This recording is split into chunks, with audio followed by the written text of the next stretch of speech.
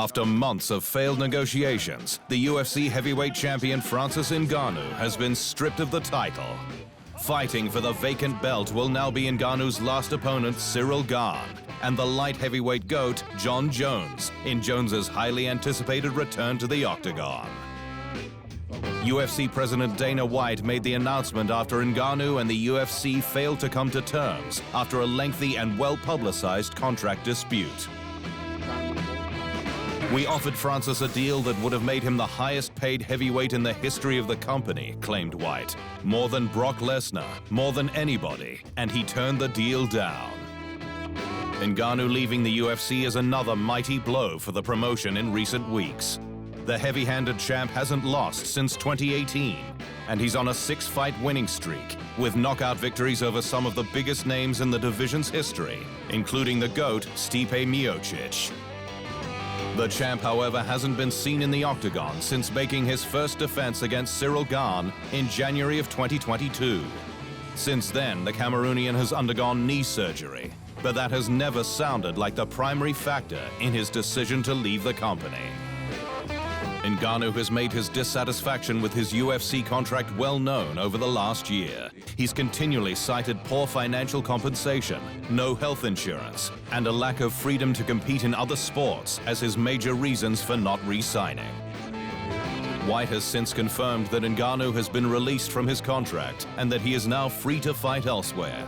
This has, of course, got the rumor mill running hot. I think he's done. I don't think he'll come back.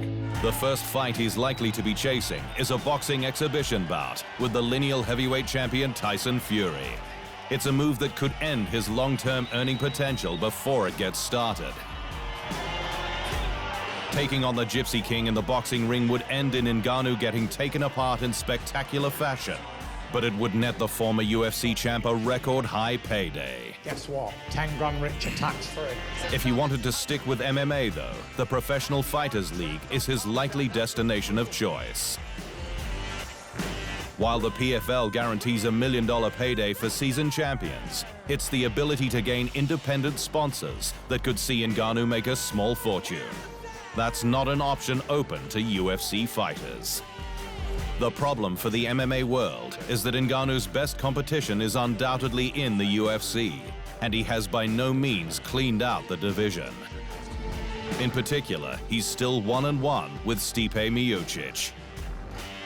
Gane easily outstruck him in just Gane's 13th fight.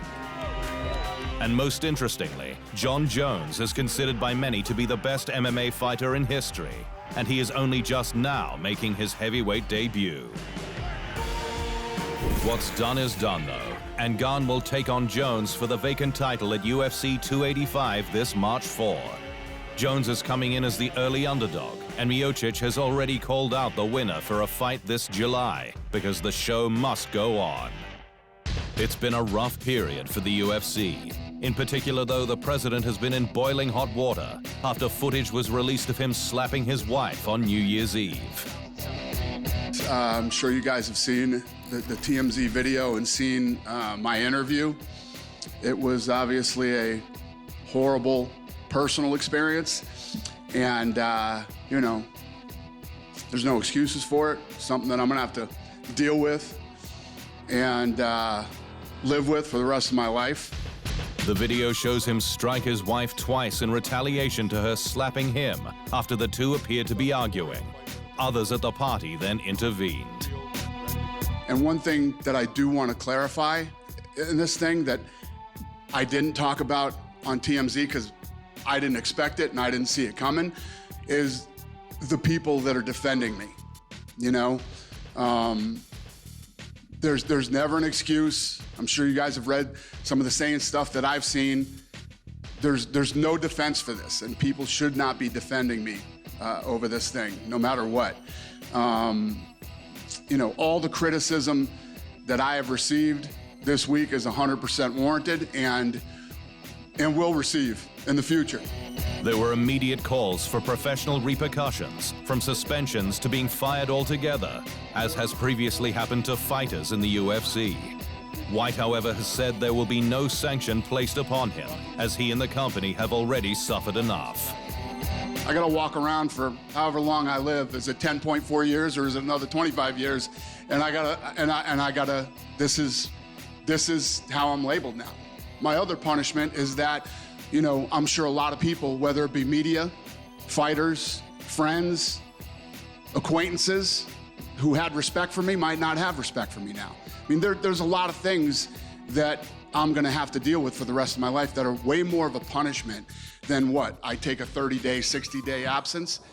Also not going anywhere, Sean Strickland was back in full after UFC Fight Night 217. The middleweight stepped in on a few days' notice to face Nassourdine Imavov at light heavyweight and scored a unanimous decision victory to snap his 2-fight losing streak. Imavov was set to face Kelvin Gastelum in his first main event until Gastelum was forced out of the bout with a mouth injury. Strickland stepped up less than a month after losing a main event split to Jared Cannonier, and his cardio got the job done again.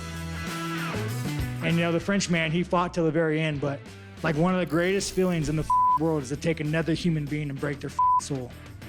In the co-main event, Dan Ige crumpled Damon Jackson for a performance bonus. The other three were won by Roman Kopylov and Umar Nurmagomedov for their brutal knockouts, and Alan Nascimento for his first-round rear naked choke. Outside of the UFC, the ONE Championship is going old school. Promotion CEO Chatri Sichidong announced an openweight Muay Thai tournament to be held at the spiritual home of Muay Thai. ONE Championship is launching the greatest era in the history of Muay Thai. With the Mecca, the pinnacle, the greatest stadium, one of the most iconic fighting arenas in the world. The Mecca of Muay Thai, Lumpini Stadium. The Muay Thai Grand Prix will pit 16 of the best Muay Thai athletes from around the world against each other for the chance at claiming the US $1 million grand prize. We are going to change not only Muay Thai all over the world, we're going to elevate, inspire 70 million countrymen with our heroes and showcase Muay Thai around the world every week, live in prime time in Thailand, but broadcast live to 179 countries around the world. We are taking it to the next level and making Muay Thai truly a legitimate world championship sport that the entire planet can enjoy. Thanks for watching, and remember, if you want more fight sports in your life, just hit the subscribe button.